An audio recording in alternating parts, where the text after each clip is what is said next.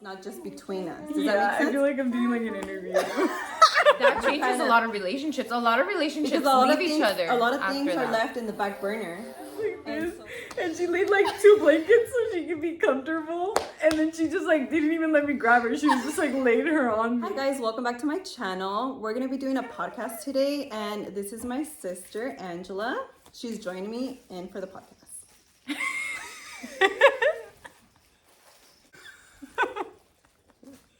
Hi guys, welcome back to my channel. Me. I was not even looking at the camera. I was like, wait, where's the camera? Right here, bitch. Okay. I was like, this is me. My eyes were like. Tengo un pinche robot aquí. I'm not functioning. AI is not working today. Hi guys, welcome back to my channel. We're gonna be doing a podcast today. This is my sister Angela. Hi guys. You guys sent over some topics that we should talk about for healthy marriage tips. I think communication is the main key to any type of relationship. It could be marriage, friendship, work, you name it. Because communication is what gets you to understand what the other person is coming from, what they're thinking and everything, right? Also too, being very, being clear with them is also being obviously part of communication. Like so being honest. straightforward, honest, goes a long ways. Setting your boundaries with what you're okay with, what you're not okay with. And then also too, when you meet each other, the middle and doing things like so not one person's doing like 80% and then the other's doing 20%. Now I know that it's not always going to be that way, because sometimes someone just has to give a little more than the other, and that's totally fine. But I guess what I'm trying to say is that Not all the time. Not all the time. It's not going to be all the time like that. So whenever you're able to and you can give it your all, or at least try to meet them there, then that's, it helps out a lot. Yeah, what she's trying to say is how people say 50-50, like, oh, you bring 50, it's 50%, 50%. That's not always the case. There's always going to be one giving more than the other, or both giving 50-50. But that's okay, because sometimes you do need someone to, be there when you're not able to, like one day it might be, the woman doing 80 and the men doing 20, or the other way around, the men might be doing 80 and you're doing 20, because, sometimes you're sick, sometimes you're, you've had a long day, and in a relationship, it's all about partnership. So it's about teamwork and being there for each other and helping each other out. That you don't think it should be like that all the time, like just one person doing more all the time. Right, yeah. But because it gets tiring and overwhelming. But it's okay if it is that way. Once in a while, because there might be times where, that person can give it their half this time around. I feel like sometimes we don't realize that your partner might be doing or carrying that weight in a different way. And I feel like as women, you don't realize that your partner is doing that much work, but in a different way, like providing maybe financially. You know what I mean? Right, yeah. So I feel like relationships, you both carry weight differently. But yeah, I do believe that your partner should help you, you guys should both, help each other out. If that's what works for your household, unless, unless of course, you. Because not everything's not everybody's household or relationship is gonna work the same way. The same way. Whatever might work for me might not work for you guys, or whatever works for my sister might not even work for me, or vice versa, Right, and then it's the willingness too, of your partner, you guys have to be on the same page and be this is what we want to do for our household, and this is how we're gonna show our love or appreciation, or or just like it all depends on like people's expectations too, you know. Right. And then also too, sacrifices. That's a really good point. That sometimes, you know, just as much as you or your significant other, you guys have to both sacrifice things along the way. You know, things that you're not used to, or that maybe you didn't like, or that you didn't do this way. You know what I mean? So Yeah, that's very healthy in a relationship. Like just sacrificing like things, because you know you have to understand that not everything's gonna be the way you want it to be, and not everything's gonna be, you know, all in favor of you. You know, like you have to meet in the middle. right. And then talking back about like 50-50 and like helping each other out and teamwork, a lot of that comes from your cultural or traditional background. So like I feel like when you get into a relationship, like you're kind of making like your own new culture, right? Like you, as a partner and as a married couple, like you're gonna bring a little part of you, and then your partner's gonna bring a little part of them, and then you're gonna meet in the middle. You're gonna make your own new culture, your own new way of like getting around. And because like we said, her household is not the same as my household.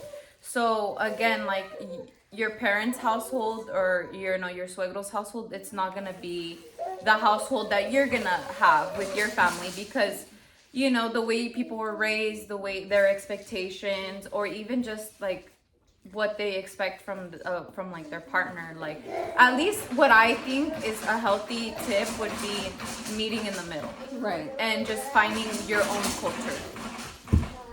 I agree with that.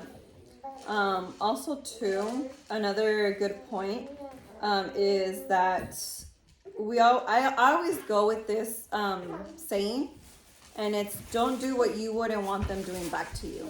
So I think that just comes down to respect. Wow, this is getting pretty deep. Pretty sad. I think the best tips for a healthy marriage is communication, teamwork, sacrifices, and Appreciation. Show each other that you guys appreciate each other for what you guys do to one another. And just knowing that no relationship is perfect. Right. Like, There's don't gonna be compare- ups and downs, Yeah. but you gotta toughen it out. You gotta and stay push through. You gotta work stay through it. committed. Yes.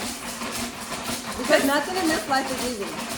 Yeah, and I feel like when you really love someone, you're You wanna be there for each other. yeah. You want to build each other to become better people. You don't want to go against each other, because that's not what a teamwork is, you know? Like, you guys are not individuals. You guys are together now. You guys are united. So, you know, like, When you love someone, like again, it's a partnership more than a relationship. You guys have to be there for each other. And what I mean by commitment is like choose to love your partner. and So you chose that person for a reason. You know? yeah, so you Con know, sus defectos. yeah, so like I feel like you just gotta keep choosing them. Like there's always gonna be differences. You're never gonna think like me and my sister don't even think alike, and that's because we grew up in the same household. We were raised the same, so it's like cada cabeza es su mundo, right? So you can't expect like your partner to think like you and to be 100% on your side, and you have to understand that. Like you have to be like, okay, well their perspective is their reality and that's what they want, and you just kind of have to like again sacrifice for one another, live in like a balance, right? And don't compare your relationship to other relationships, because again, like no relationship is perfect. I've heard things like, oh, people have said in the past like, oh, we fell out of love, right? And I feel like the true love comes after that. Like it comes after the honeymoon stage, when not everything is like, you know, perfect. You know, you push through that, and you just decide to like be there for one another and stay together. And yeah, like I feel like after that time passes, like the love just gets stronger, because you realize like, oh, we've been through this and that, you know, we've been through having kids, because having kids, like it's a big thing in a relationship, right? Like it changes a lot of things. Yeah, because it's not about you guys anymore. It's Yeah. about them, and Right, you you have to prioritize your them. kids. Yeah. And That you changes kinda- a lot of relationships. A lot of relationships because a lot leave of things, each other. a lot of after things are that. left in the back burner, and so Yeah. Like know? you put your relationship in the back burner for sure when you have kids, but you also put yourself in the back burner, like because your kids like really do like they're like they You're come like- before anything else. You're like on their time, like on their demand, and then So- you have to work around them. That's kind of how it So I works. think when you have kids, like you realize like How okay tough it we've is. had like how tough it could get sometimes, like when you're broke, you know, like when you don't have money or when you have kids. All these challenges really do test a relationship. So what I'm trying to say from that is when you stay committed, you overcome all these things, and that's like how you grow a strong foundation. Because you've already overcame all these hard challenges that life has put you. So then, it just gets better, and you push through.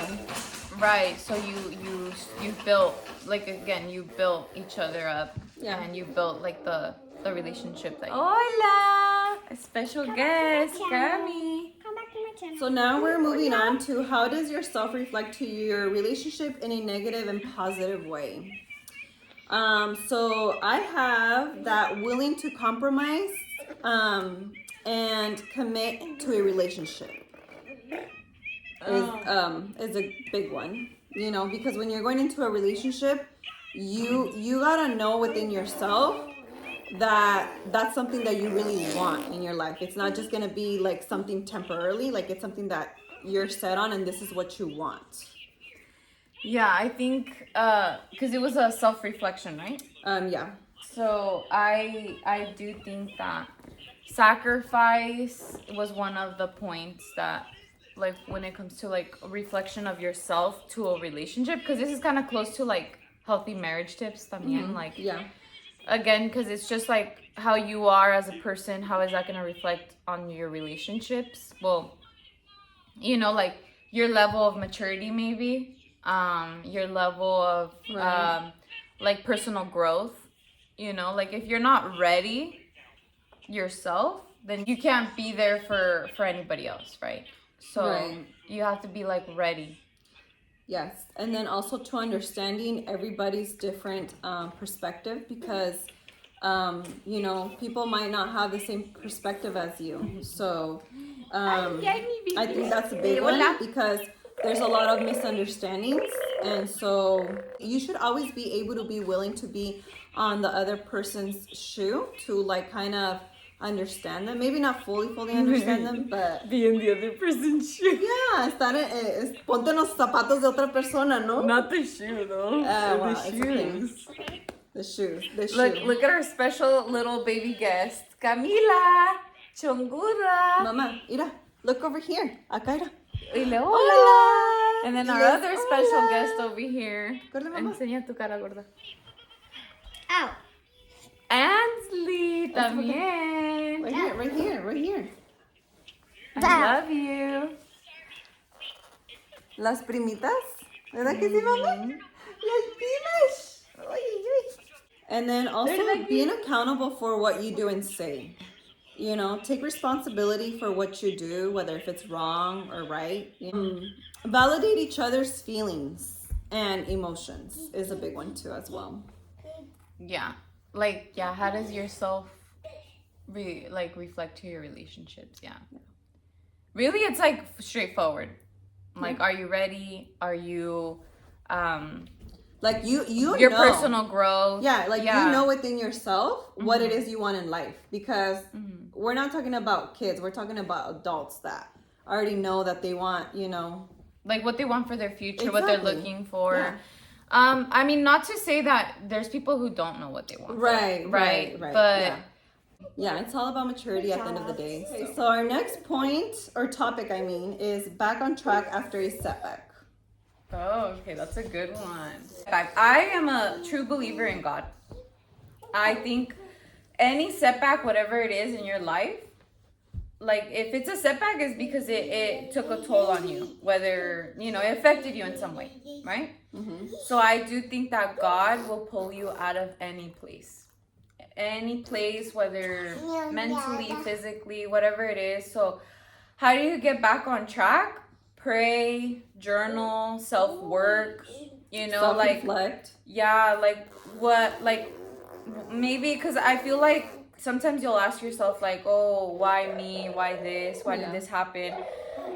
Sometimes you gotta just say like, what is the purpose of this? Why is this, not why me, so, you know, why is this happening, and what is it here to show me about myself, about maybe a person, about a situation?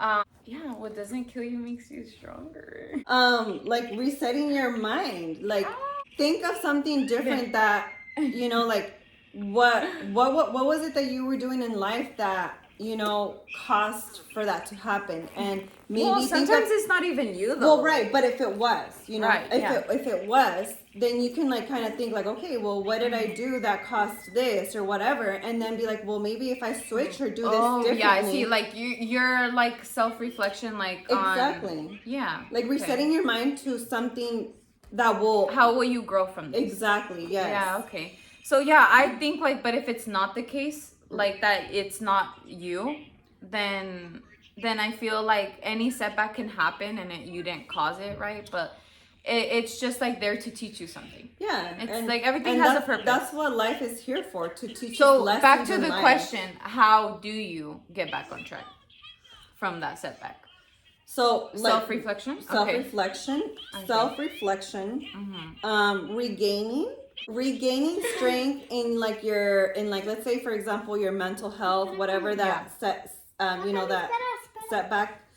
So like, you know, like you said, praying, journaling, you know, focusing On the good stuff, or like and not the negative yeah, stuff. like not so much on the setback.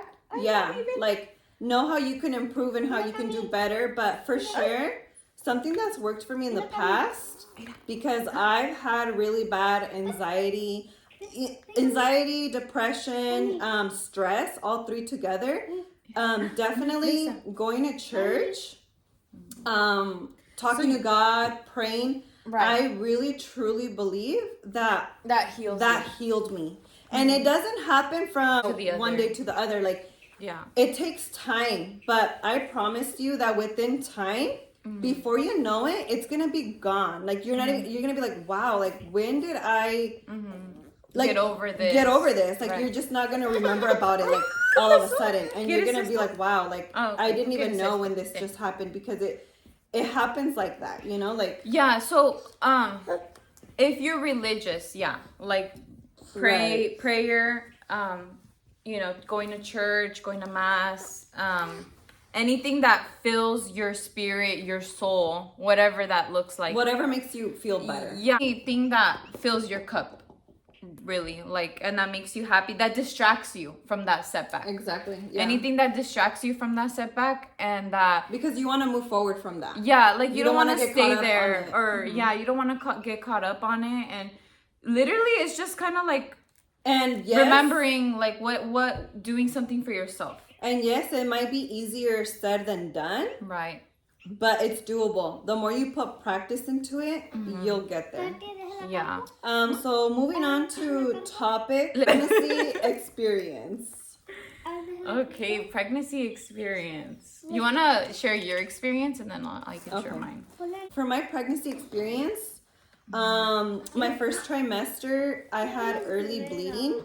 I found out that I tend to have low progesterone, which is a hormone, right? It's a hormone for my body. It's a hormone, yeah. And that hormone is really important for your body during pregnancy, for obvious reasons. You know, it's really important for, you know, the fetus, and so also it helps with like not miscarrying and stuff. But so I had to be on progesterone pills or medication for up until I was 12 weeks pregnant.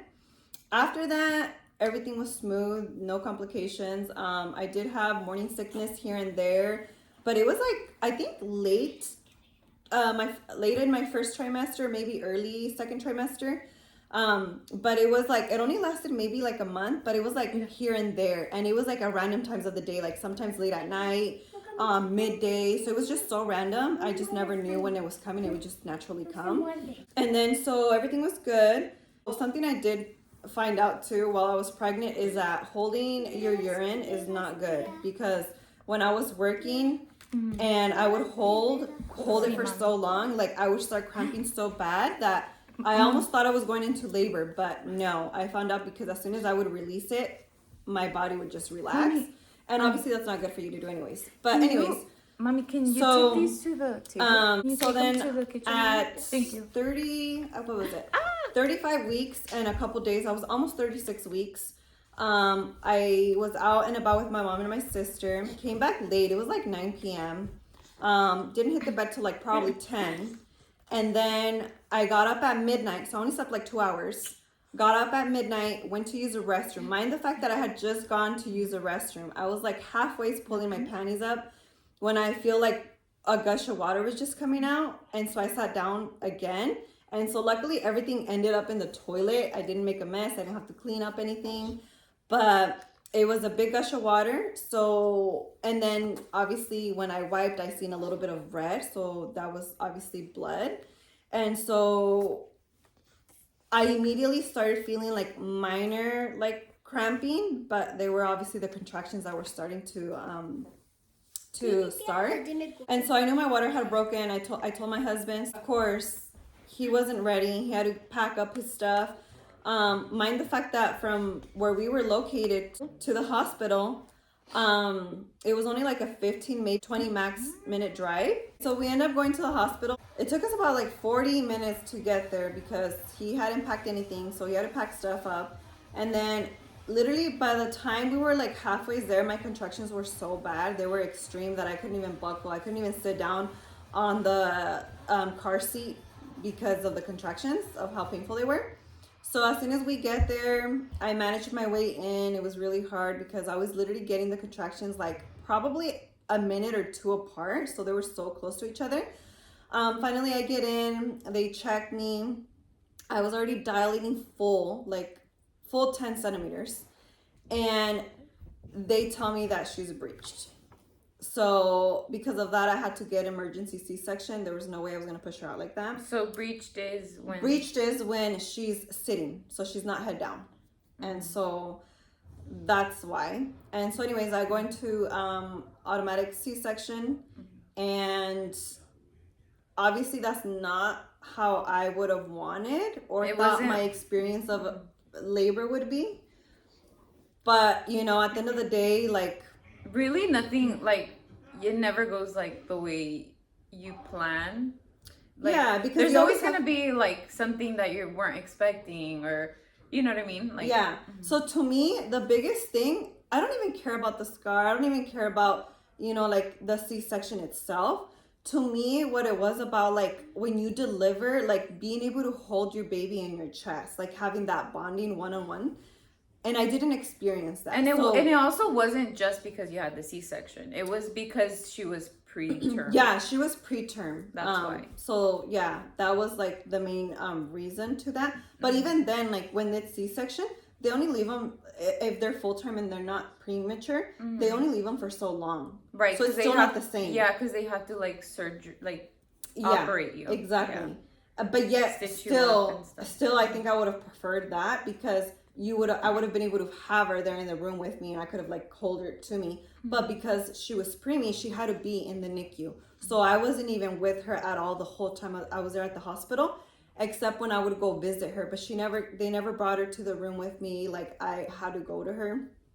And it was very limited too because, you know, I was in very much pain. And so I was pumping as soon as, because I had her at 1:47 a.m. So later that day, I was already pumping, you know, and it took me 3 days to get milk out for her. But I lasted in the hospital because my insurance covered for C-section. The insurance covers for 4 days. I stayed there for 4 days. My husband at the third day, he was like, I'm out. I'm like, peace, you can leave. I'm staying. But he stayed. He ended up staying. And so I was like, well, I'm going to stay there as much as I can so I can be close to her. After I was out of the hospital, she still stayed for like another week or so because she was there for 2 weeks prior to when she was born. And so I would go visit her Wait, what? every day. So she was there for a total of 2 weeks? A total of 2 weeks, yeah. Okay, so Because since I was she there was for born. like 4, yeah. Because I was there for like 4 days. And she was there for 2 weeks exact. So she was like there at the hospital for like another week. right, exactly. And so I would go visit her every day, twice a day. I would go in the mornings. At first, the first maybe 2-3 days, my husband took me, but then he had to go back to work. So then I was on my own, and I had to drive there to her. So I would drive to her and be there for like an hour or so. But because then I had to come home and pump. So I was like on a schedule. I would pump every 3 hours. But you would take her your pumped milk. Yes, I would take her my pumped milk when I would come back home, pump, and then bring it back to her. And then at night when my husband was back home from work, after like I think my last session of pumping before like the midnight or whatever, we would go visit her like at 10 at night, and we would take turns because it was during COVID, so we both couldn't be in there together. We had to take turns. And then we would come back and we would be there less time because it was already late. I think that also like wasn't what you would have planned. Yeah. Because since it was COVID, like you could only have your partner in the delivery. Right. Which at the end of the And day then- didn't really matter though because it was C-section. They would have only allowed one yeah, person anyways. yeah. Yeah, but then like you couldn't have anybody visit you guys. Right. So yeah, we couldn't have anybody come to the room. because there was a lot of restrictions in 2020. Yeah, for sure. And so that was really tough because every time I would go back home, I would cry.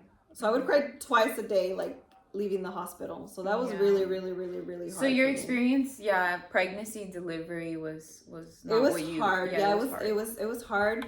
But nurses were really nice. I want to say overall, like for being a C-section, the pain that it was, the fact that she had to be in the NICU, like overall, I have to say that my experience was good. You know, like there wasn't like any like crazy complications. Yeah, there was like other people. Exactly. It was just little things that unexpectedly that I would. It wasn't what you planned for. Yeah. So. Yeah. What about yours? So for me, my pregnancy experience, since so starting off with me finding out I was pregnant, I started having like cramps. And I thought like it was that was before you found out you were pregnant. That was before I found out. I didn't know. I had cramps and I just thought it was like like my month was coming.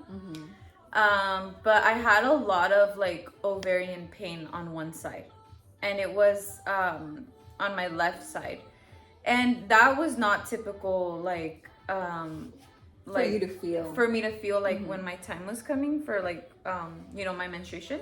So like that was new, but I didn't think much of it because it only lasted like a day or two. Right, and it was so close to your time. The time that I was supposed to, So I didn't think much of it, and then I was just so hungry though. That was like another thing, and it's crazy because I was so early, like in my pregnancy. I didn't know I was pregnant, but I was so hungry, all the time. I was eating like twice as much as I would normally eat. And I would crave things, like everything I would crave, and I would eat, y no tenía llenadera. And I was like, no, like this is weird. And we knew that the chances of us being pregnant were there because we were, I guess you can say we were trying. And so like I was like, maybe I should take a test. So I decided to take a test. Yeah, sure enough, it was positive. And it was crazy because I remember like the lines were so dark. And I was like really early too. I think I was like 3 or 4 weeks. I think I was like, cause I was a week late on my menstruation actually, and that's why I've had that happen before. So I wasn't like, I was like, oh, it's probably just gonna come late. So I was probably like 4 to 5 weeks pregnant. Okay, well that's normal. The normal time when people usually find out. Yeah, but I'm saying like because of how dark they were, like the lines were really dark, and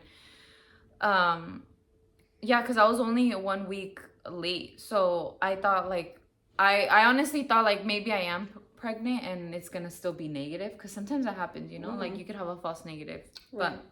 But no, girl, it was positive. And so yeah, I had a lot of hunger. I had the cramping. First trimester, it was like pretty smooth. I had how can I forget? I literally had the worst nausea. Oh my god, I was throwing up like crazy. I could not keep anything down. I would eat and I would just want to throw up. Like even like just putting food in my mouth, I was gagging. That's the worst feeling. Like I did not have it nearly as bad as she did, but the little times that I did, it was like I was dying. Like I was like, don't talk to me. You can't do anything when you're feeling like no, that. I couldn't. Terrible. I was working, so like I had to go to work like that. Like I had to pull myself out of bed. I had to get ready, like whatever I could to get ready, and I knew that I had to eat something, because if not, it was worse. Right. So like I would literally take like little nibbles of of the toast. I would toast bread and I would literally just nibble on it. And I would be like gagging. And as long as I just tried to feed myself, you know, I would like pretty much force myself through the day and push myself like. So yeah, my nausea was the worst. And it lasted for like 3 months. That's a long. I think it was literally like a little bit before my gender reveal. Wow. And my gender reveal, I was like 5 months already. So, yeah, it lasted a long time. I thought it was never gonna end. Like yeah, it was. 3 months is a lot. It was bad. Like it started to get better, but like honestly, I don't even remember when it went away. Like I remember it went away before my gender reveal, but it was like literally de un día pa otro.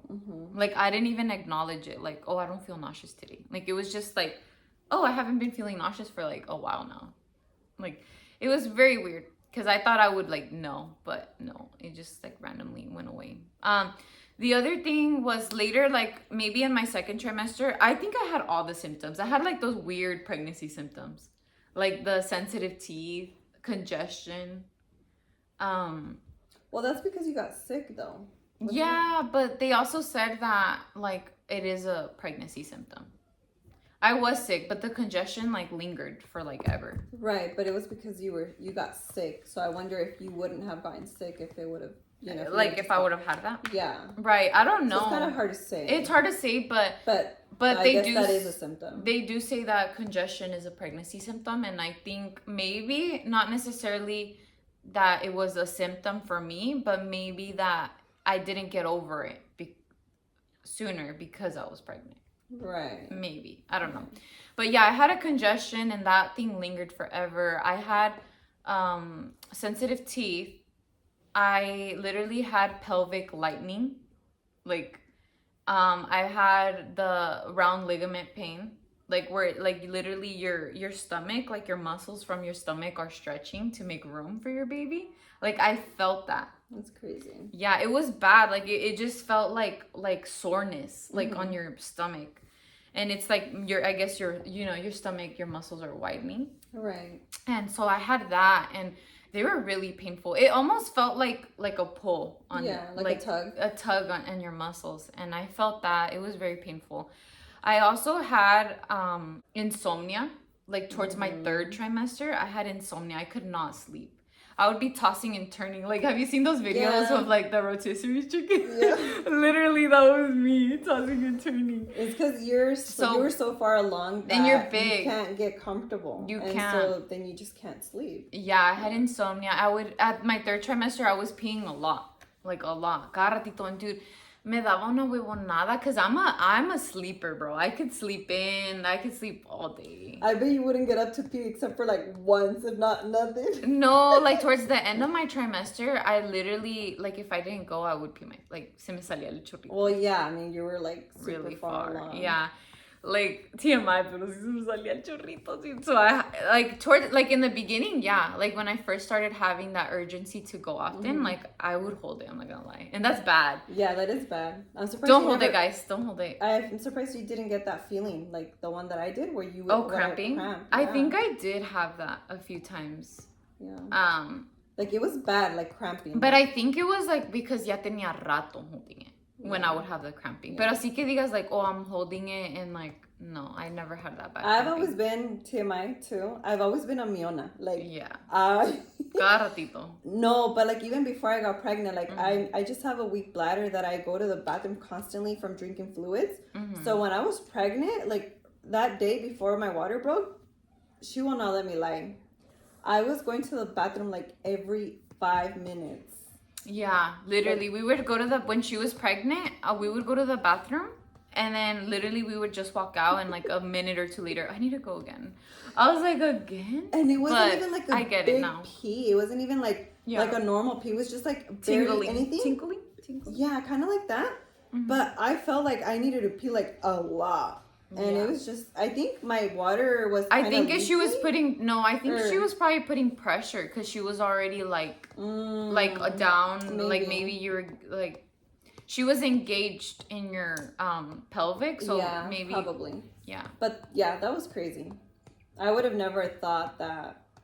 in your that pelvis. I think that was like probably one of the signs that I was going to go into labor already. Yeah, they do say that's a sign of going into labor, like when you're going To the bathroom like often. too frequently. Yeah, for me, like I was going frequently, but it wasn't like every, like it was like maybe every 15 to half an hour, like the shortest Right. times.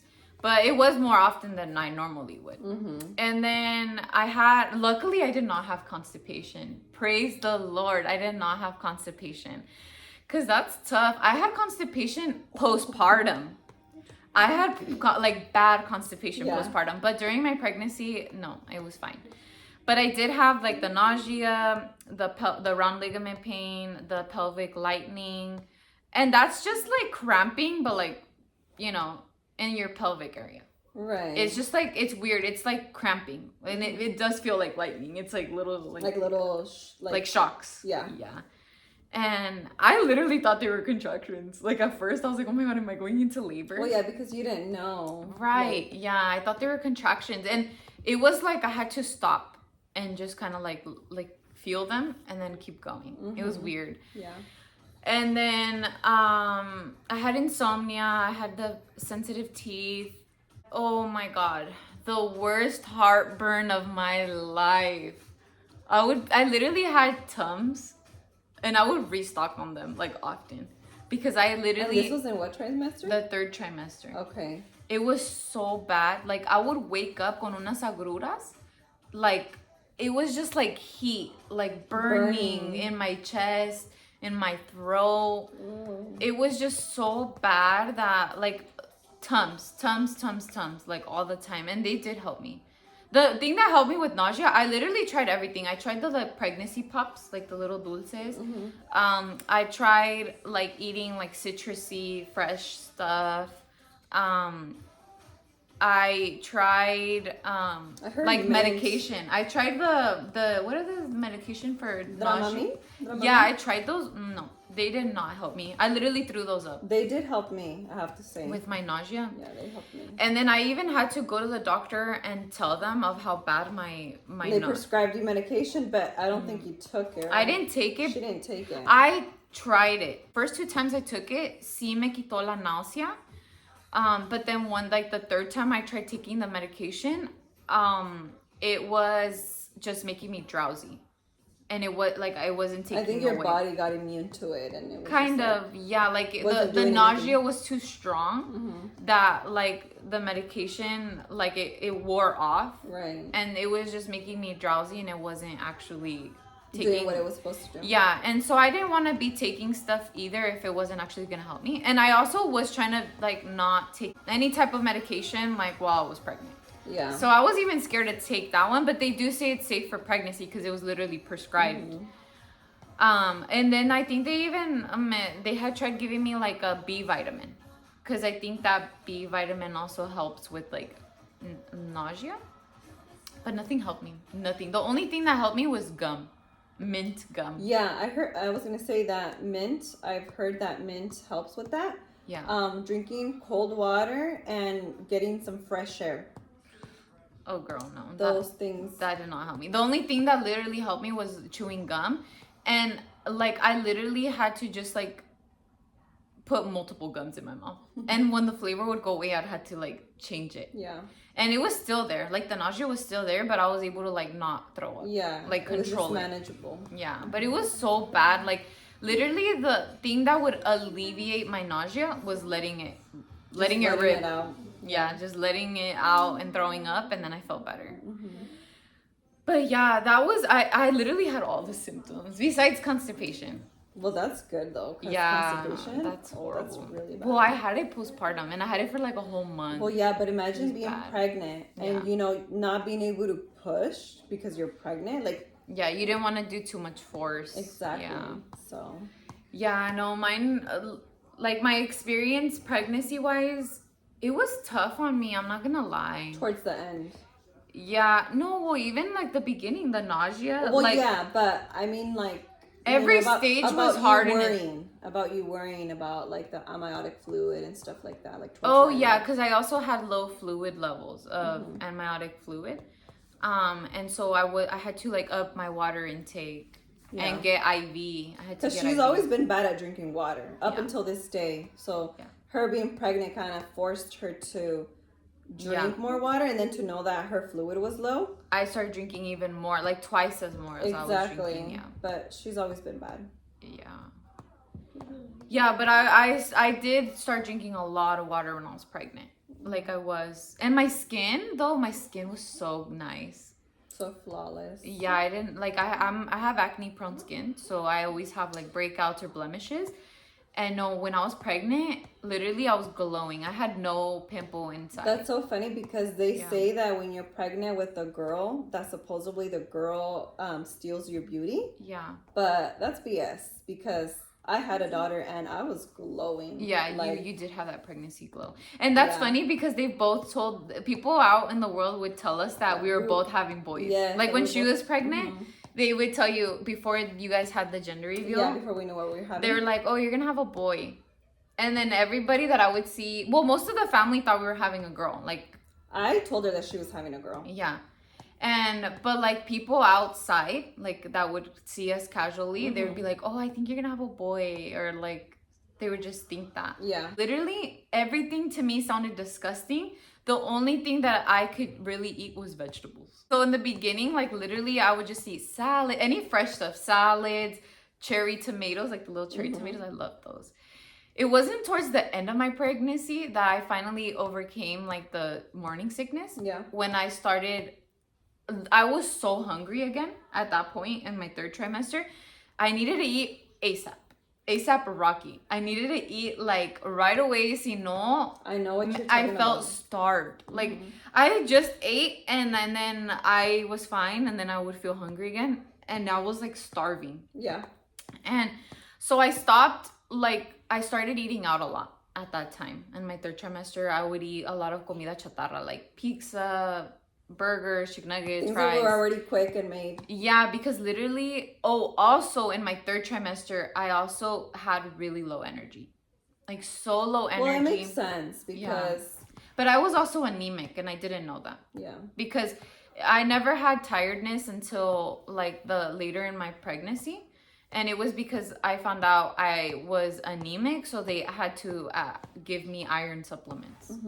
And that did boost my energy. Once I started taking them, I felt a little better, but I just I didn't have the time or energy to cook. So literally I would just go buy something and I would eat a lot. So I feel like in my third trimester is when I put up most of my weight. And then I did have a lot of water retention. My face, my arms, my hands, my feet were always swollen. Yeah. And even like it lasted a long time postpartum. I still had a lot of water retention. I would crave a lot of fresas con crema. So I did crave sweet stuff, Okay. but it was at the end of my pregnancy. Right. I already knew I was having a girl. So for me, I always craved pepino with a lot of limon and tajin. Yeah. So Yeah. So see, that's not very sweet. That's more savory. yeah, So. and I loved it. Like that, any chance that I could, Mhm. I would picarme un pepino and with limon, and I loved it. For me, it was just fresas con crema all the time, literally fresas con crema. So yeah, I don't know, it's crazy, but I really wanted a girl. I really wanted a girl, and I just had that mommy instinct that I was just like, no, it's gonna be a girl. So my delivery, it really wasn't what I was expecting either, but it was like perfect. It was like not what I was expecting, but it also wasn't like anything crazy bad or anything. Like, it was like the perfect experience. But what I want to say is, like, I did get induced, and I thought I would go into natural labor. Like, I thought, like, in mine, because you did go into natural labor, right? Your water broke and all that. Yeah. For me, it was like I was having contractions.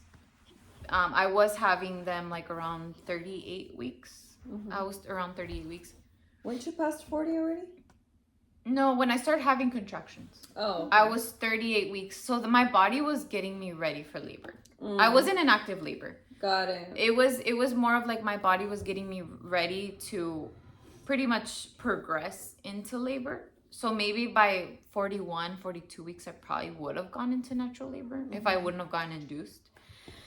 But yeah, I was having contractions, and I remember going into my OB for those appointments, because I think at that time, once you're like 36 weeks, they see you every week. I never got to that, so. Yeah. Well, I was having contractions, and they ask you if you want to like do the cervical check.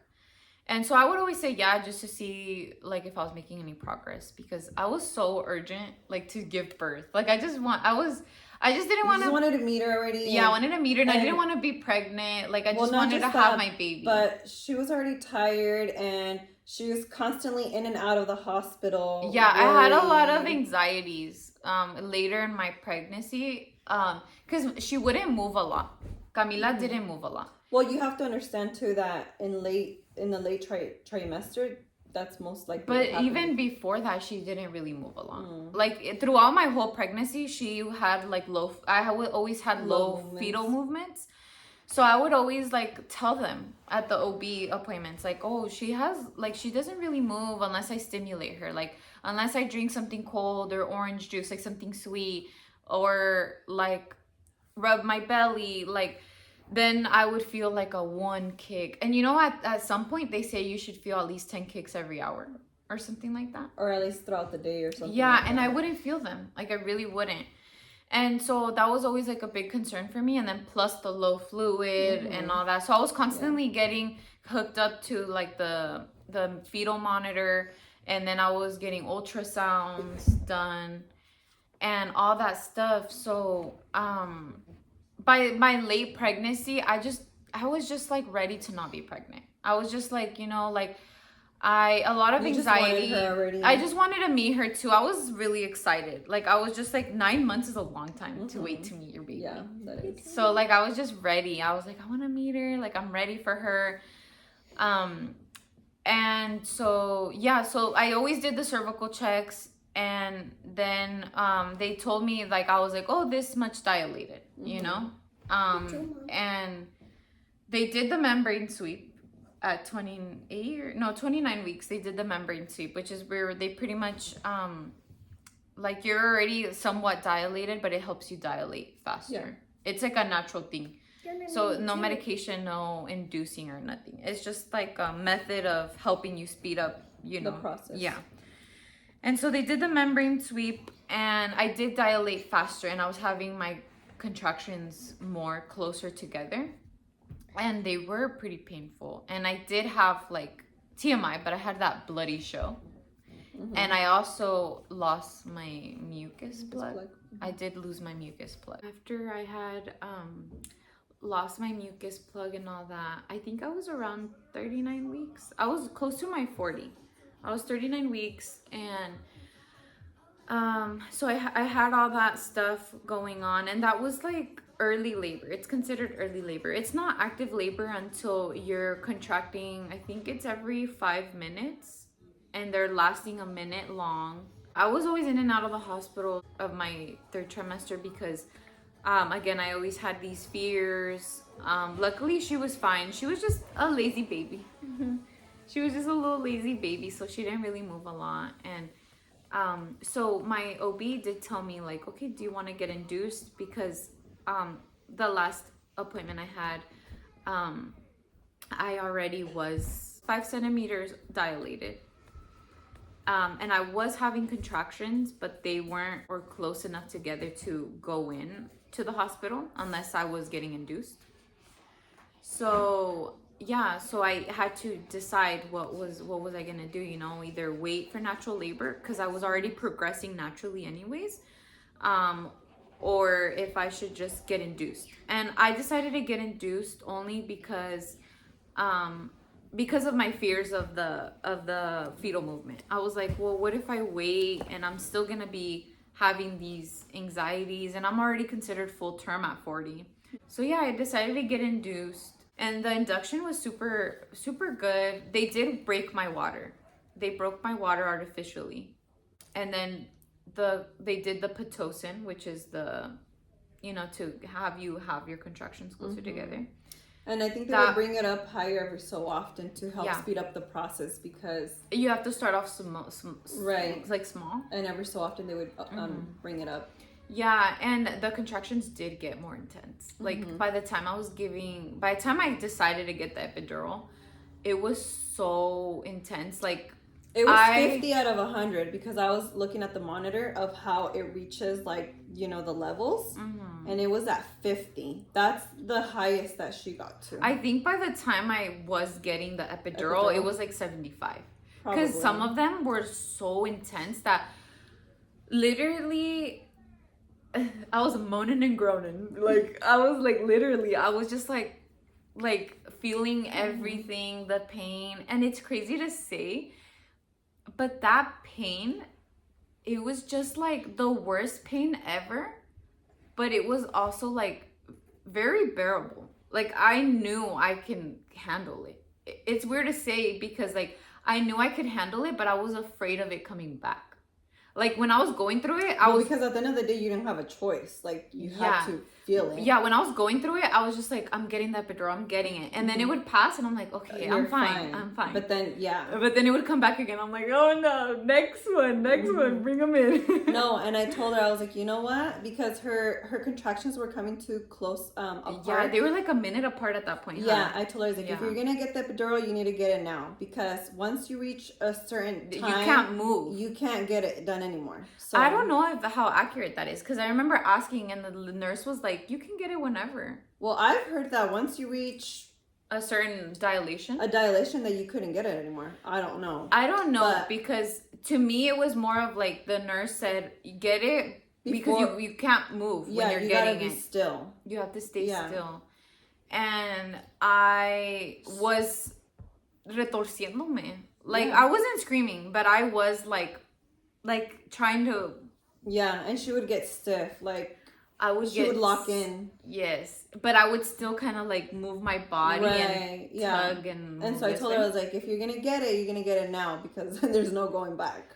Yeah, and so that kind of did scare me. Not so much the contractions because I knew again I could bear them. It was more of like knowing that I still had a ways to go and I still had to push my baby out. That's what scared me, like pushing my baby out, because I've heard stories of people that are in labor for hours pushing, and I was like, I don't know how I'm gonna push that, you know, like my baby out and do all that with no epidural. Like it freaked me out. Like it. Yeah, because you're feeling all the pain, plus you're tired already and stuff. Yeah, and you're just, and I was afraid of, you know, her being okay or her getting stuck while me trying to push because my body gave up on me. Or I was also afraid of going into an emergency C-section just because I want to tough it out and not get the epidural, right? Right, yeah. So you kind of have to pick and choose your battles, right? So to me, it was like, you know what? As much as I wanted a, you know, no epidural, no medication, like natural delivery, I did not want to be in labor for long because her water was, like the water was broken. And the thing that scared me too was like, how do they survive for that long without water? Yeah. That's So, crazy. and I was constantly checking her heart, remember? Yeah, she'd be like, is she okay? Is she okay? And we're like, yeah, she's fine. I was freaking out because her heart, because they have you hooked up to the fetal monitor where you're like, you could hear their heart. Yeah. And I don't know if she would move or the thing would move, but it would lose like signal. And I would like, my heart would drop. Yeah. So she was like Anxiously laboring. anxious, like going through pain, trying to make decisions, and on top of that, like worried about her heartbeat and stuff. So Yeah. Not my heartbeat, her heartbeat. yeah, her heartbeat. Yeah. And it's funny because Luis said that my heartbeat was like crazy high. Well, yeah, because You're in like labor. yeah, you're in labor and then worried and all that stuff. And you're just, like, yeah, and you're just, the other thing the nurse told me was like that getting the epidural relaxes you, so it helps you speed up your delivery too. yeah, because when you're getting a contraction, instead of loosening up, you tense. Mm-hmm. So then you don't let it progress. Yeah, your body doesn't let your baby descend and all that stuff. So there was a lot to consider. So yeah, I ended up deciding to do the epidural. I was 7 centimeters. I decided to get it after that, which I kind of low-key regret getting it, just because I didn't like the feeling of not being able to move my legs. Because I was pretty big at that time. I was pregnant and all that. It moved me to do all these different types of positions. They moved her so many times to different positions. And I couldn't even move. It's like when you go to the dentist and they numb your face. Yeah. Like, it's there, but you have no control over it. It felt like that. So I just didn't like that feeling. Because they were moving me around too, and I just felt like I was gonna fall off the bed. Right. It was already hard for you to move as it was.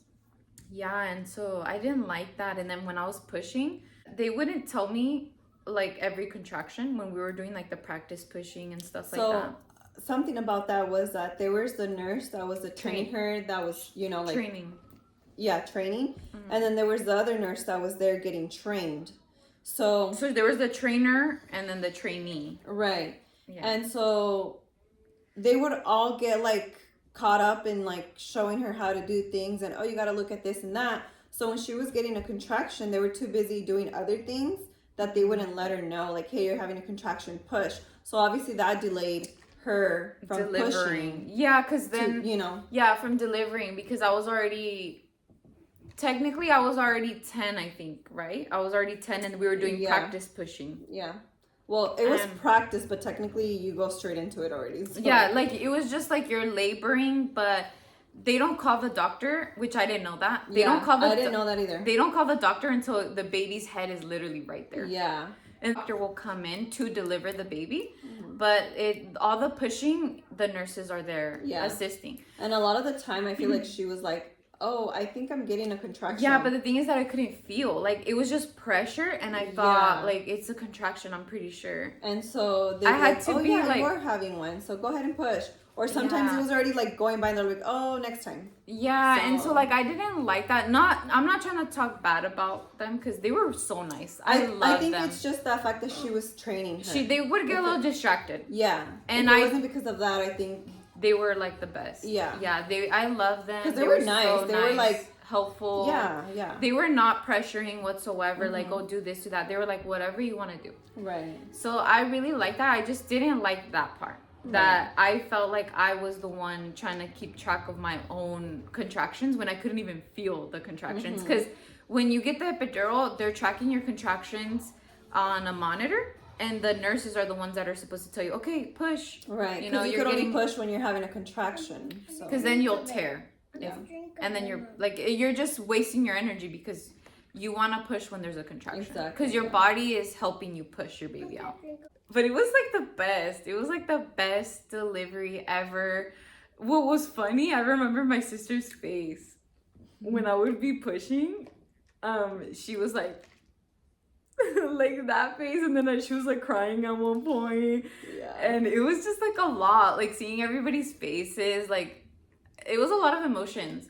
I was worried. She wanted to laugh when she would see my face. I was like laughing, crying, nervous, like everything. It was funny. It was just so beautiful. Like, I loved delivering Camila. Once her head was out, the doctor came in and So at one point, I think I had told them to turn off the epidural. Yeah, you did. Because I was like, there's no way, like I can't feel anything and I can't push. Like I did not know how to push. They were telling me push like you need to poop.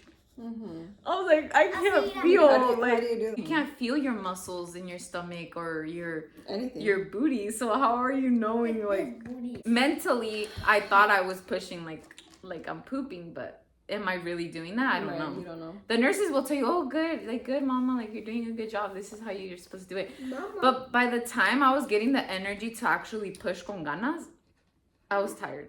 Because I was trying to get that perfect push. By the time I got that perfect push, my energy was like 0. And so when they were like, oh, her head is out, like, or her, you could see her hair. My sister would tell me, like, you can see her hair. Like, sister, come on, she's right there. Like, push. And I was like, shut up. Like, in my mind, I was like, that's not helping. And I would be like, it's just one funny. more push. Just one more push. And the one more push no salía. Yeah, because I just couldn't get her to But move. because I also thought that, like, okay, this one more push and she's out. And I'm like, no, okay, maybe the next one. And then the next one. Yeah, it was funny. And so, like, that's why it was kind of my like... mom was over here breaking my leg. Yeah, my mom was trying to flip her leg all the way to her back. I love my mom. She was so helpful. Her and like Luis and the nurses, they were like really laboring for me too. Yeah. It was like the best. Also throwing up. I started throwing up because I just was so low energy and I think I got nauseous at some point from the like pushing, that I started throwing up, and that actually helped. Yes, Me because you're pushing- making pressure, so... Yeah, like in a way I'm relaxing and my core muscles are pushing my baby out. Yeah. So I was throwing up and then I started coughing. And they were like, yes, like that. And so I just like was forcing myself to cough. I was like, and I didn't even need a cough. But I was just coughing. Because that seemed to help... the that muscles, seemed to help the right work muscles were working out. to get her out, because her type of pushing was not effective. Yeah, so here's a little tip for you guys. Cough or throw up.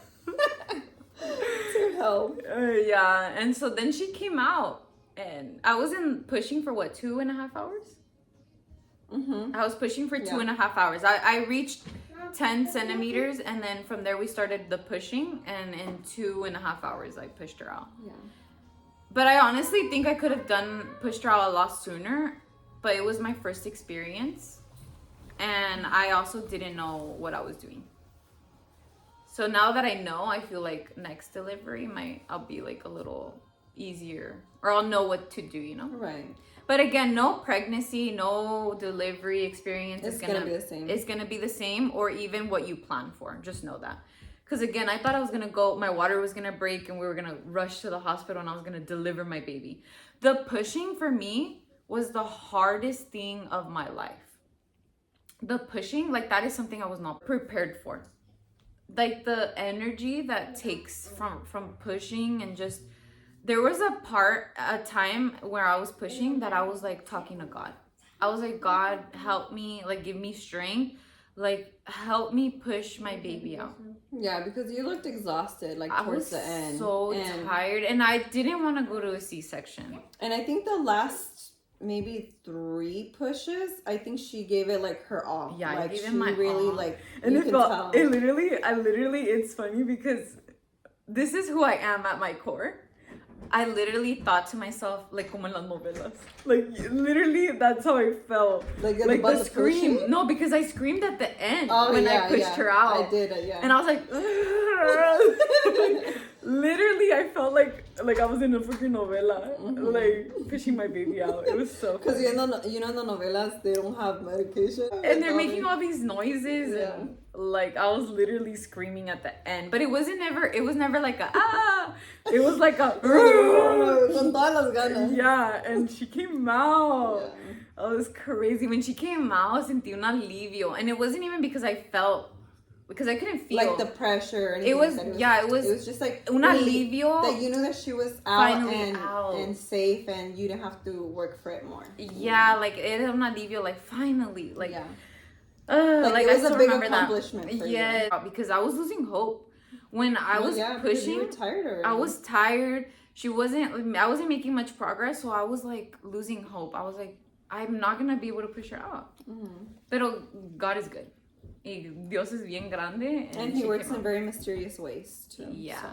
She came out and she, like, right away, I was like, is she okay? Like, I was asking the nurses. Yeah, that was like her first worry. Like, is she crying? Is she good? Yeah, like everything. We're like, she's fine. Relax.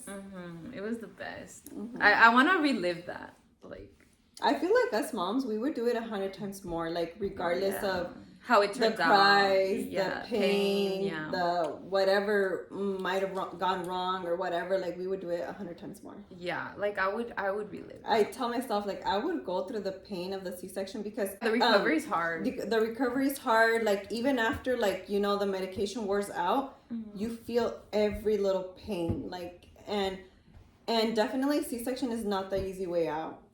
It's painful, much more painful, I would say, and a longer recovery. Yeah. But, you know, we would do it all over again. I'm Yeah, not the saying that the Cs- tears wouldn't be painful, you know, I'm sure they Right, are. yeah. But I did it's tear. not like layers and layers of skin. Yeah, I feel like the delivery is, you know, harder when you're giving birth naturally.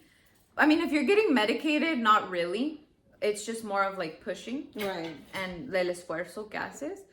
Or there, like if you are doing unmedicated, it is hard. You know, I can only imagine the pains of, you know, Yeah. feeling everything. So the delivery is hard when you're delivering naturally, but the recovery is so easy. Unless you had like a complication, but like Right. the delivery in my experience was like so easy. Like literally, I just did walk like a penguin cuando me alivié, and it was like hard to like. Sí me dolía when I would sit down a little bit. And that's normal. Because, Yeah, but you know, it was just sore. Like it Yeah. was in literally within a few days, I was like fine. Yeah. I was literally fine. So, but yeah, your recovery it is hard because you literally got a surgery. Yeah. You know. Yeah, and it's not just any surgery. Like, it's Layers, deep, like yeah. layers and layers. Like they even cut through your uterus. Yeah. I think. No, well, yeah. Yeah, to get to the baby. Yeah, it's crazy. Delivery and all that is crazy. Postpartum is a whole other topic. Yeah.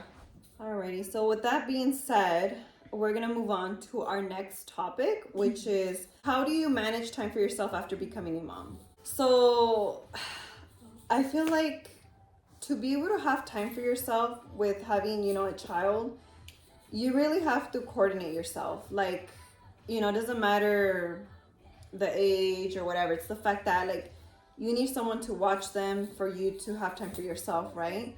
So, you know, find somebody that you trust, like it could be a family member, a friend, somebody that you truly, truly trust them with your life, you know? Have them watch them while, you know, you go get your hair done, your nails, or you have a doctor's appointment, or, you know, anything really. And so it's just really a matter of being able to coordinate yourself with someone to be able to help you in that matter. I think like you now that you have Ansley and she's like older, she's more independent.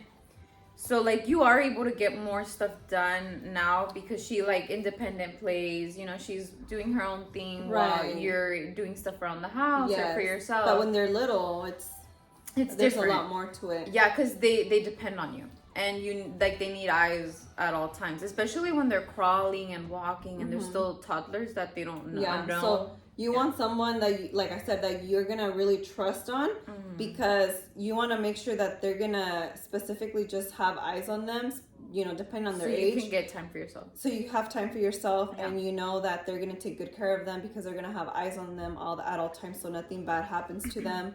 Me, on the other hand, I did have my sister a couple times come with me or to the house to watch my daughter so I could go get my hair done.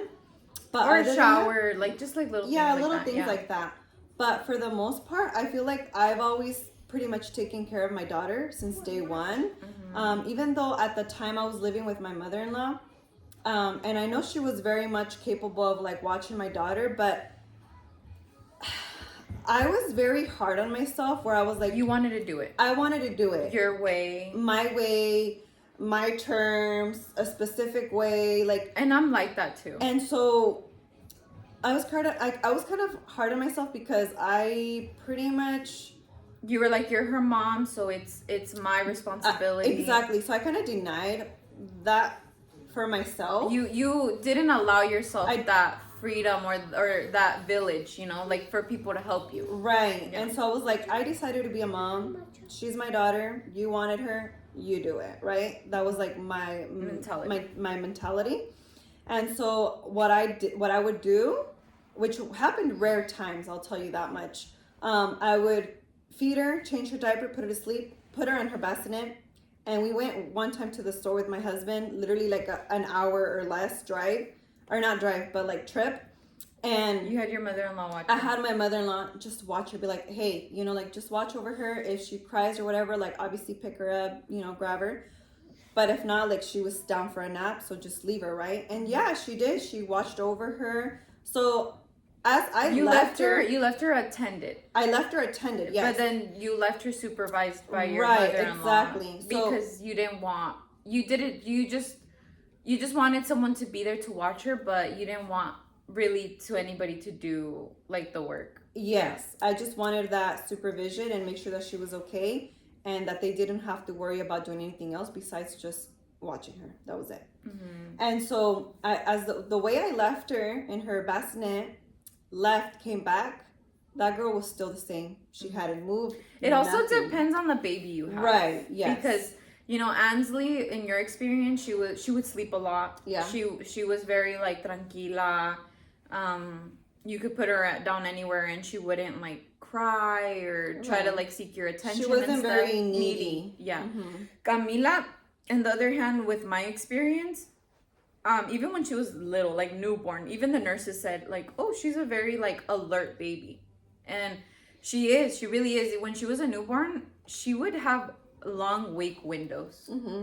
Like there was times where I would feed her, burp her, change her diaper and all that stuff, and she would just be looking around because she was a newborn, so Yeah. she couldn't even see like a long distance or anything, and she would just be awake. And she also had the acid reflux, so she would choke a lot and spit up. So I literally had to have eyes on her 24/7. Right. Like even in the nights, I had so much anxiety, like when the night would come, because I was like, I can't leave her. Like I thought I would be asleep and then she's gonna start choking and You wouldn't know. I wouldn't know about it, and I couldn't allow that. So like the first like week, I kid you not, it was like a very sleepless nights that Yeah. first week. Because it's all new to you. The fact that she was having trouble with that. With the spit ups yeah, and then you're trying yeah. to get into a routine. Like everything is just yeah, too so much. and then like even till this day, like now that she's older, she doesn't have that spit up anymore. We controlled like the acid reflux in a way. So in other words, for her, It was a different it experience. was a different experience and definitely More like way work. more of attention that would have been Yeah. required and stuff. Yeah. So yeah, it's really hard. It just really depends on your baby's needs and what you're also willing to be okay with. Yeah, and so like with me too, like when people would offer like, oh, can I feed your baby? I would be like, yeah, but feed them like this. And like me personally, because I never fed my daughter like that, I always laid her down. And she was like elevated, but not like this, sitting. like this kind of. Yeah, kind of like this. Yeah, like But she would like literally sit her up, like yeah, like sitting. like She was a like- newborn. She was like a newborn sitting down eating, and I'm like, But that's because she never dealt with what I exactly. Yeah. But so I didn't like that. I didn't like it because I wasn't comfortable, right? Yeah. It was more of me being comfortable, and I didn't like that. Right. And it was new to me, and I just I didn't feel it natural. natural Or right? comfortable, Or- yeah. And so I think I only fed her once. Yeah. But for the most part, she would feed her because she would kind of like grab her and go like this. Yeah, so I would hold her like neck and head and Yeah. sit her like this, and I would give her the bottle. Kind of like when you're gonna burp them, Yeah. holding her like that. But again, it wasn't my choice. It was Right. more of like Yes. I had to do these things so she To help her out. to help her out. Yeah, Yeah, because yeah. if not, she would be choking or spitting up a Yeah. lot. And then so anyways, point is that So at that point I stopped. I didn't really like people helping Right. for that reason. Like there like again you at your terms, right? Like you have your way of doing things. yes. And some people don't understand that sometimes it's not that you want to be that way. It's sometimes like it's what works for your family. Right. And then so Like- they see it weird, like, oh well, I never did that. And they were fine. And they were fine, but, But it's it's not like- even about that. It's about that she's got a condition that needs to be done this way, so it helps her. Yeah, and a lot of babies have it. They even have like medication for it, like a little drops, like the acid reflux drops. Like I said, everybody has their Personal way preference of wanting preferences, yeah. things done, and so You just kind of don't accept help when people like will offer it, but they're not gonna do it the way you want. So it's kind of like you either have to say no, thank you, or say sure, but do it this way. right. And some people don't like that, and some people they're okay with it because they're Right. like, oh well, we Because they understand. They understand. understand. Yeah. So I feel like since the beginning, I kind of stopped. I didn't want people to do things. I wanted it to be done by me because I already knew how to do it, and with Luis, I already knew how to do it too. So And then also too with her, I feel like I had a lot of help from Luis. if somebody else did it that wasn't her or her husband Luis, That maybe they weren't doing it right? They weren't doing it right. It would give her anxiety. Yeah, it would. She would always just like be on you, like just staring, Yeah. watching, making sure that everything's going smooth. It's that mama bear energy. Yeah. So I was like, you know what, honey? Like that's my cub. There you go. There you go, honey. Yeah, You do it, you yeah. know? So, And I understand too other people's perspective, but Yeah. at the end of the day, It's your I don't really child. care. Yeah, like it's your child. it's your child, and you're gonna do what you can to protect and what you them. think is best for them, regardless of what anybody else thinks, you know? Yeah, cause even with my sister, like she would tell me things, and Yes, that's another story. She would always judge me. Oh, Not yeah. in a bad way. I would. She would always judge me of how overprotective I was. Yeah, when I was younger, she had Ansley. She was very overprotected. Yeah. First, because it was my first time having a child. Yeah. Second, it was COVID. Third, she was a preemie. Yeah. So it was all these three combinations together that made me like overprotective. So whenever people would come visit her, I'd be like, wear a mask. Wear a mask. Like, Wash your hands. Wash your hands. Like, Don't carry washing her. your hands is like something that you should do anyway. Like it's funny because I remember I think like the second time I carried her, she literally laid like all these blankets on me. She was like, extend your hands. I extended my hands like this, and she laid like 2 blankets so she could be comfortable. And then she just like didn't even let me grab her. She was just like laid her on me, and I was like this, and I was like looking at her. I was like.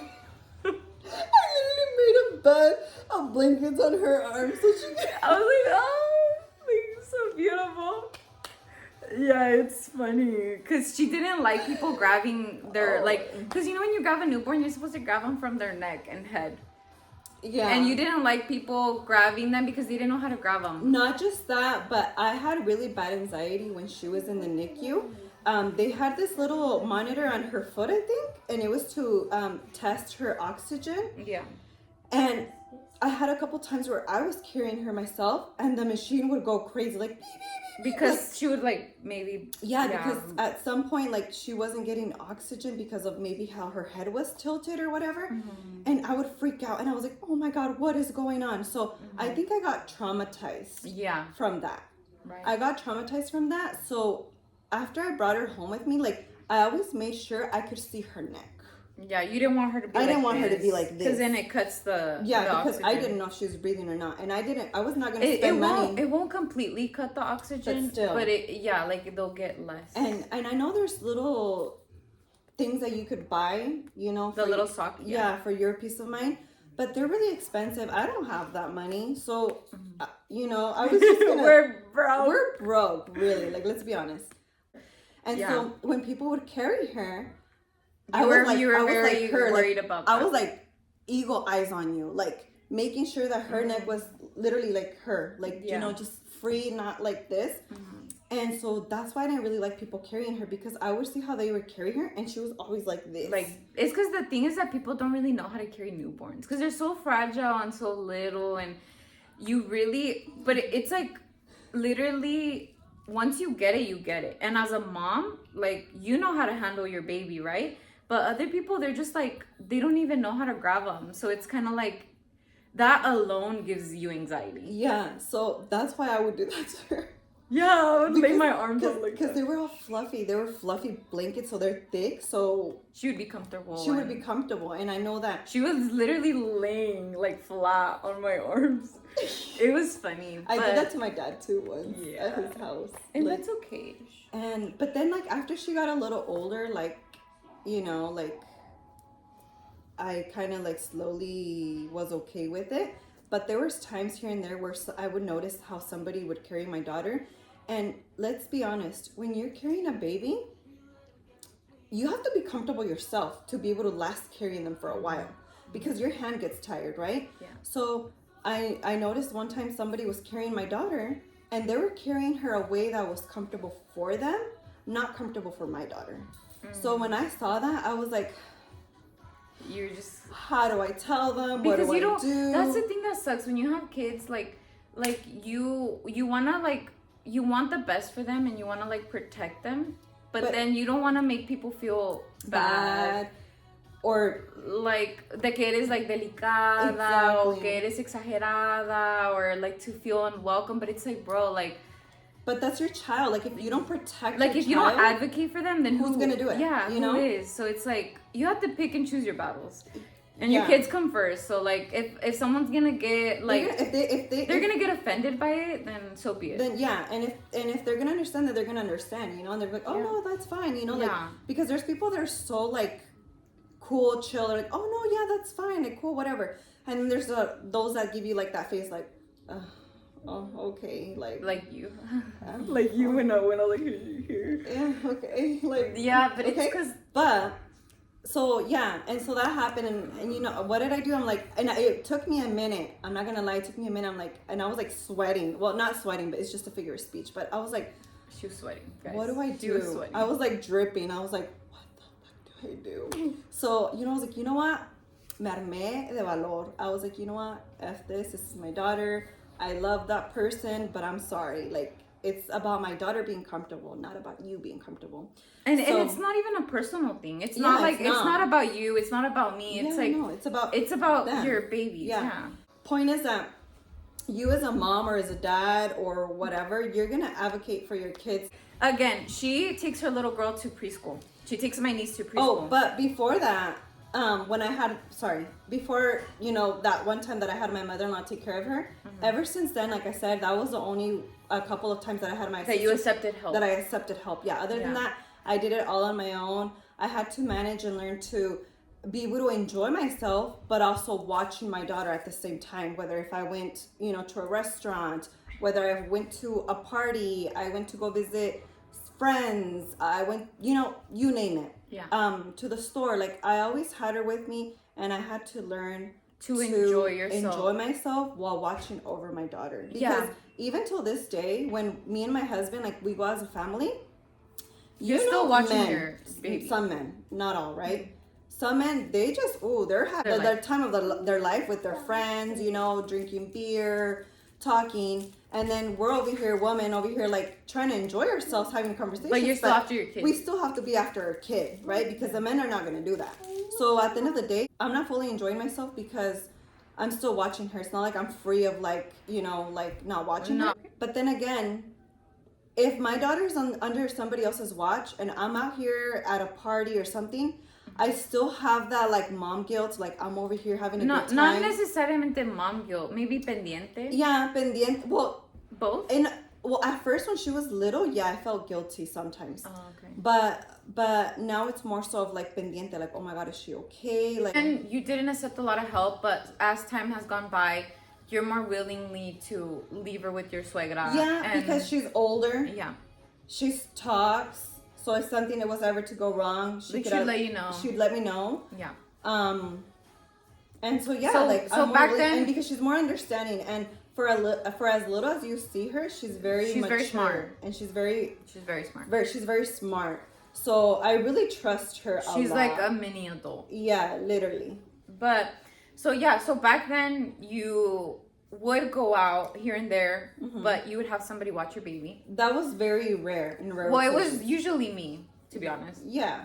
And yeah, then- for the most part, yeah. And then like And then But- for the most part, then it was And then just me just you going out and learning to to enjoy myself. Yeah, enjoy yourself with while her. still being a mom. Yeah. Yeah. For me, I don't get out much.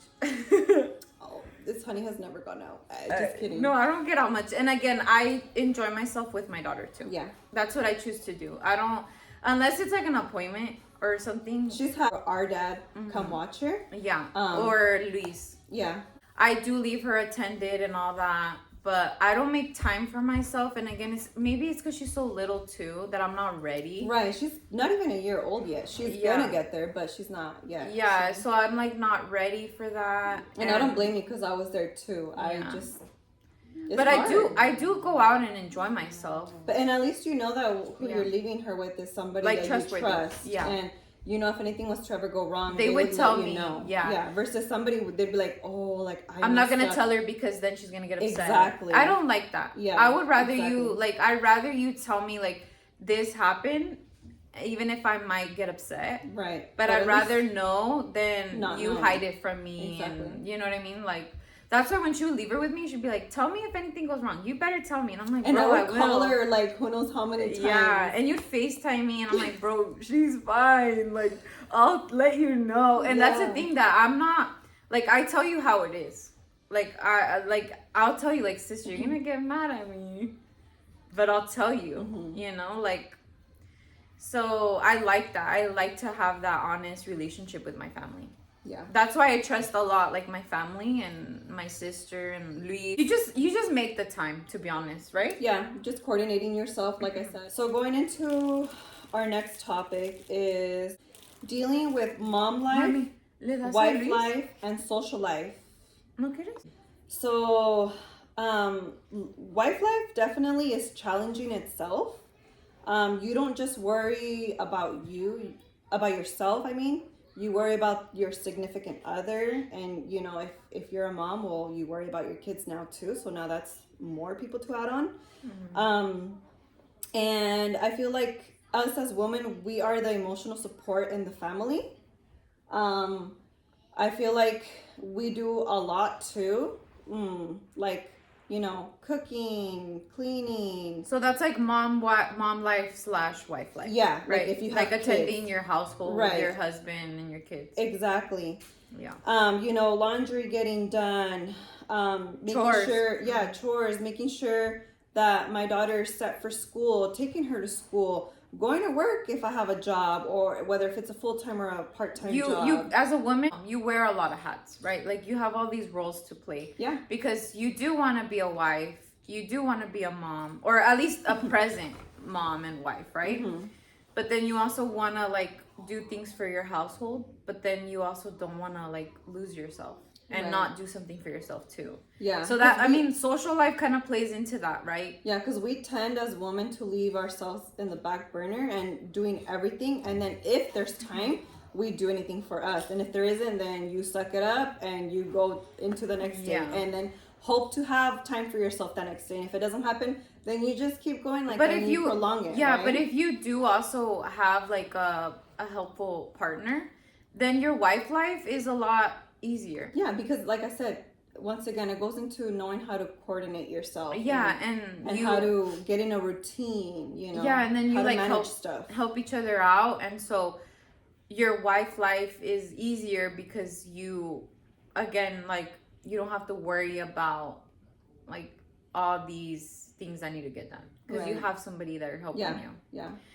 And as a wife, it's kind of hard because when you have kids, you do put your relationship in the back burner. Like there's no more date nights. There's no more like just me and you, you know, like it's a family thing now. Yeah.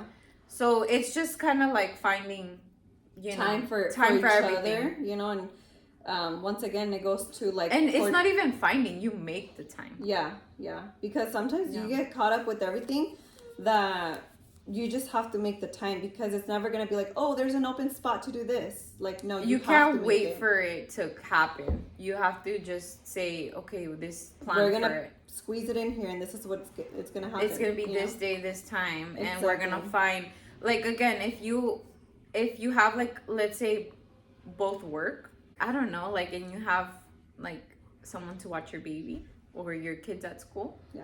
you could like both ask for the day off and say, you know what, like we're gonna take this day and go on a date. We're gonna go on a brunch. Right, that would be nice. Or go to the movies, or like, you just know, so you have time alone, that you're not always, you know, routine, stuck in the or routine, you know, having to always trying to like do your watch over your kids while you're trying to be with your partner or whatever. yeah, you know? like just I feel like it's just like you have to just plan for it, that you coordinate and you plan for. So if you do these things for others, why not do it for yourself? All right, guys. So we just went over a couple of topics. Anyways, we're gonna do a part 2 for the podcast to finish the topics, and so just stay tuned to watch the second part of it. Yeah, because we haven't covered Like, I think a mommy life as of now, favorite memories, products we've loved using, and then another question. just stay tuned, guys. We're gonna close out the video here. Yep. Bye. Bye.